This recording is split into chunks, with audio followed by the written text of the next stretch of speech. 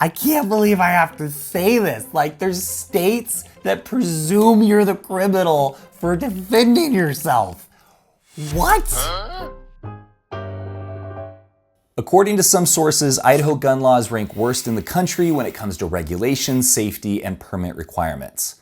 In other words, we're getting an F when it comes to infringing on people's Second Amendment rights. Funny how we live in a world where worst for some means the best for others. But despite what the media wants you to believe, Idaho is not a total free-for-all. Like for instance, as an Idaho resident, you can go online or to one of the dozen-plus gun stores here in North Idaho and buy all the parts you need to build your own AR-15. And outside of doing a background check to get the lower receiver, you don't have to fill out anything else, and they're probably not going to ask you too many questions. But depending on how you build that AR, you could be committing a felony.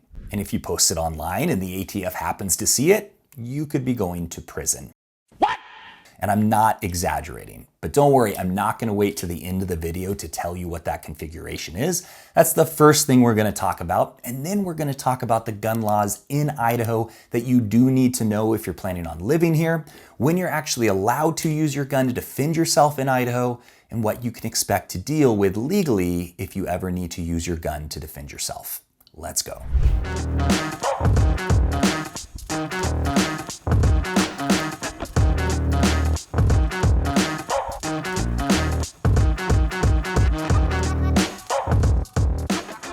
Welcome to another episode of Living Life in North Idaho. In addition to helping people avoid going to prison, we also help people who are looking at moving to Idaho. And not just North Idaho, Boise, Twin Falls, Pocatello, Sun Valley, all over. My partners and I cover the whole state, so if you are looking at moving to Idaho and need guidance or help making it happen, just reach out to us anytime at the phone number or email address listed below. Or if you'd like to schedule a call with me or my team, just scan this QR code and pick the day and time that works best for you. Now, let's talk about the AR configuration you're not allowed to have here in Idaho without first sending in an application to the ATF and paying for a tax stamp. When you build your own AR-15, there are two requirements to keep it legal without having a tax stamp from the ATF. Overall length must be over 26 inches.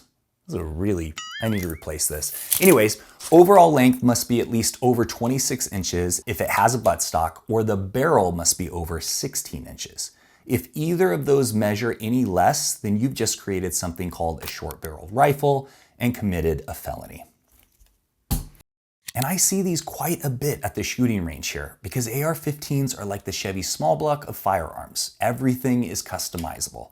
And it's fun to change out the barrel and buttstocks and customize it all like you're playing a game of Call of Duty. But if you don't know about this rule, you could end up in prison. Now again, you can legally own an SBR or short-barreled rifle, but you first have to send in ATF Form 1 if you're building it yourself, or Form 4 if you're buying one already built. It's $200 and they will do a federal background check on you before they approve you. And here's one more weird rule that Idaho doesn't enforce, but the ATF does. It has to do with removing or changing buttstocks. You cannot take a rifle that started life as a rifle, remove the stock, shorten the barrel, and call it a pistol.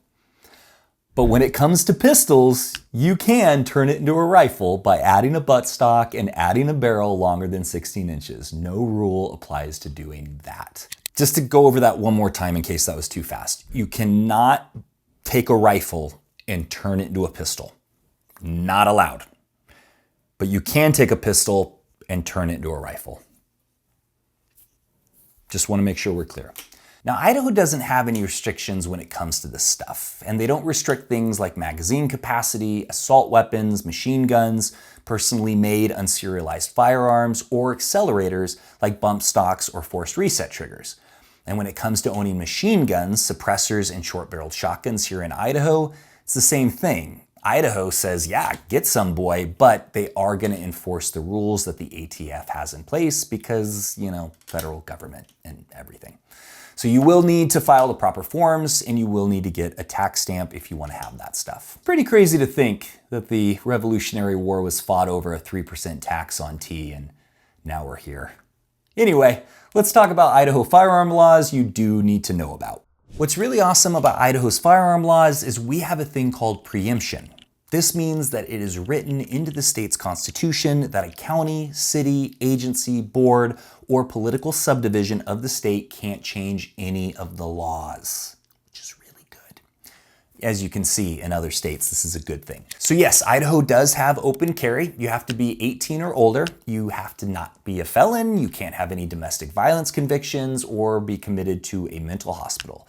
And this is for handguns and long guns, including AR-15s. We also have constitutional carry, which means if you're 18 years or older and allowed to own a gun, you can conceal it on your person without needing any kind of permit or permission from a governing body, which is pretty awesome. But what's interesting is we still have concealed weapons permits. And you might be thinking, well, why would I go through the hassle of getting a concealed weapons permit if I'm just allowed to conceal a weapon here in Idaho? That's a good question, and I'm going to answer it for you right now. Reciprocity with other states. Look at how many other states recognize Idaho's concealed weapons permit. So if you end up traveling and want to conceal a pistol, you can by just having that card. And there are no background checks when purchasing a firearm from a dealer if you have a concealed weapons permit, which that can be really helpful too. You'll also, by taking the concealed weapons permit class, you're going to learn from the professionals the legal parameters of using a firearm to defend yourself or others. And you're going to get real world training on how to draw your weapon, when to use your weapon. All these things are really actually pretty dang important. So I would recommend it. Idaho also has the stand your ground law. And what that means is if you are somewhere you are legally allowed to be and you reasonably believe you or someone else is about to be seriously harmed or killed, you do not have to run away before defending yourself. That just seems like common sense. Anyway, what it doesn't allow though is starting a fight, chasing someone down, using force over someone, saying something mean or something you don't like, or shooting someone who is fleeing and no longer a threat. Really important to remember those components before you try to say, I was standing my ground. No, you were running after him. You can't be standing and running at the same time. Just remember that. Idaho also follows the Castle Doctrine law. If someone unlawfully and forcefully enters your home, apartment, occupied vehicle, and in some cases your business, the law presumes you are afraid for your life and you are allowed to defend yourself without trying to escape. The law assumes you are the victim and not the criminal. It removes the duty. God, what? I can't believe I have to say this. Like, there's states that presume you're the criminal for defending yourself. What? It also removes the duty for you to retreat in your own home, and it allows for deadly force. What it doesn't do is allow you to shoot someone for trespassing, use force against someone who is leaving, set traps, or escalate a non-violent situation. You will not be protected if you do those things, okay? So don't do those. You will not be protected if you invited the person into your home, you started the confrontation, or the threat is not real or immediate. The key word is forced entry or break-in. So anyone with any nasty exes out there, just get that idea out of your head. Yeah, I know what you're thinking. Don't do it. Okay. And I actually found an interesting case down in Florida because they have Castle Doctrine as well, where a woman tried to claim Castle Doctrine and ended up getting 20 years. And she didn't even shoot anybody. She fired a warning shot. So this is of Marissa Alexander. She was in the middle of a violent domestic dispute with her estranged ex-husband and fired a warning shot to get him to leave. But because the jury didn't feel her life was in real danger, she received a 20-year sentence due to mandatory minimum sentencing. Luckily, her case was overturned, but that didn't happen until she had spent 3 years in prison and almost went bankrupt defending herself in court. This is just one example of how getting things wrong, like stand your ground and the Castle Doctrine, can cost you nearly everything. Now, we only have a few more laws to cover, then we'll talk about what you can expect to happen if you ever need to use a firearm to defend yourself here in Idaho. Now, obviously, we need to talk about traveling with a firearm, what is and isn't allowed. It is completely legal as long as you're 18 years or older and not prohibited to own or carry a gun. Any gun you're traveling with can be loaded, which means obviously you can travel with ammunition as well as the firearm, and you can keep that gun on your person or anywhere in the vehicle. Now, this is kind of interesting. I actually didn't know this. You do not need to tell the police officers during a traffic stop that you have a firearm unless they ask you directly. Now, I usually do just to be polite, but you don't have to. But again, with that said, be smart. Don't make sudden movements. Don't go to grab your gun without asking permission first, and follow the officer's instructions. Just remember, their training is for worst case scenarios. They are trained to find threats and eliminate threats, so don't make yourself a false threat. Stay alive, probably a good idea. When it comes to licensing and registration, Idaho does not require a license or permit to possess or acquire a firearm, and Idaho's constitution prohibits the licensing, registration, or special taxation on the ownership or possession of firearms or ammunition. Yeah. Let me read that one again. Idaho's constitution prohibits the licensing, registration, or special taxation on the ownership or possession of firearms or ammunition. Can somebody send a letter to Washington, please? They are so far gone. All right, red flag laws. There are no red flag laws. Now, how I feel about this. Some people have a hard time with this, and honestly, after losing a buddy to a self-inflicted gunshot wound, I did too.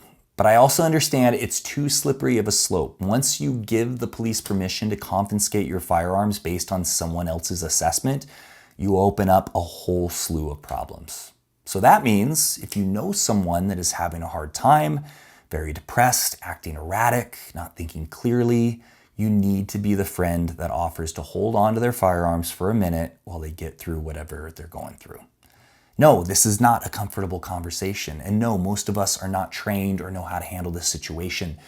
But if you rely on the police to do it, then you're going to create tyranny. It's just a matter of time. So Idaho doesn't want to do that, which means we need to step up as a community, as friends, and look out for each other. That's just part of living in Idaho. Now, let's talk about what you can expect to happen if you ever do need to use your firearm to defend yourself or others. So here's the first thing that's going to happen. 911 is going to get called, and they're going to show up really fast because that's what they do when there's a firearm involved. The whole scene is going to be secured. Everyone is going to be detained temporarily so that they can get statements, and there's going to be medical aid rendered to whoever was injured. And they're going to take your firearm as part of evidence. You are not cleared on the spot, no matter how clearly it was that you were just defending yourself. The next thing that's going to happen is you're going to be questioned. Everything you say is going to be entered in as evidence, and your adrenaline is going to be very high. This is usually where the biggest mistakes are made because you start talking too much and you're trying to explain everything to make sure that you're not in any trouble.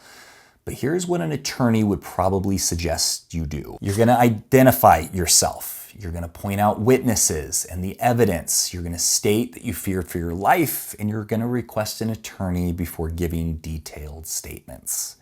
That's all you need to do. Anything extra is just rolling the dice, hoping that the next stage goes your way. That next stage is that a prosecutor is going to review your case. They're going to decide, was it justified that you used a firearm to defend yourself? If so, no charges. If it's questionable, they are going to file charges. Now, there are factors that help defenders in Idaho. We have stand your ground, we have castle doctrine, and there's the presumption of reasonableness, which means they're going to presume you acted reasonably to protect your or someone else's life by having to shoot them. But every case is reviewed.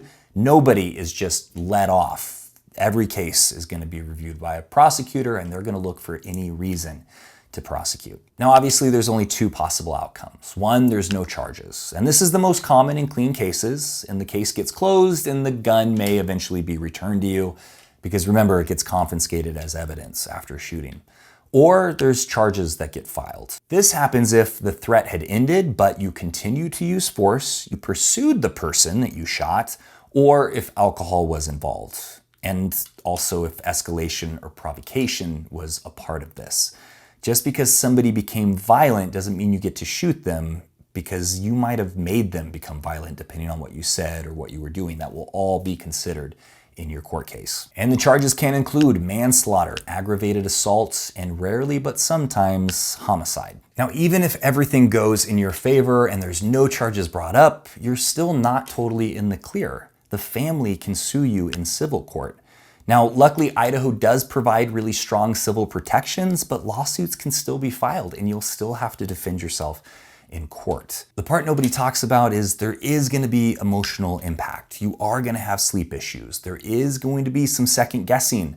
It might be a strain on your relationship. It might disrupt your work, and there might be media attention that you're not prepared for. The truth is, even in a situation where you are totally justified in using deadly force to defend yourself, it will affect your life in untold ways. So think before you act. And the best way to make sure you can think clearly in a stressful, no time to process situation is train, and train often. When we are put in situations we are unfamiliar with and panic hits us, studies show we resort to our training. If you have none, just some range hours putting holes in paper, you're more than likely going to make a costly mistake. So, not trying to bum anybody out, but that is the reality of what happens when you exercise these rights to defend yourself. I think it's a lot better than not defending yourself, which I've seen videos of in certain areas. Definitely defend yourself. Just know that you really want to make the right decision, and the best way to do that is train, prepare yourself for it. So I hope this helps you guys if you are looking at moving to Idaho. And if you are, you know what to do. Reach out to us at the phone number or email address listed below, or scan the QR code. I can't talk anymore. Scan the QR code to schedule a time to talk with me or my team. We would love to answer your questions and help you decide if Idaho is the right place or where in Idaho is the right place for you and help make it happen. Thank you for watching my video, and I will see you on the next one.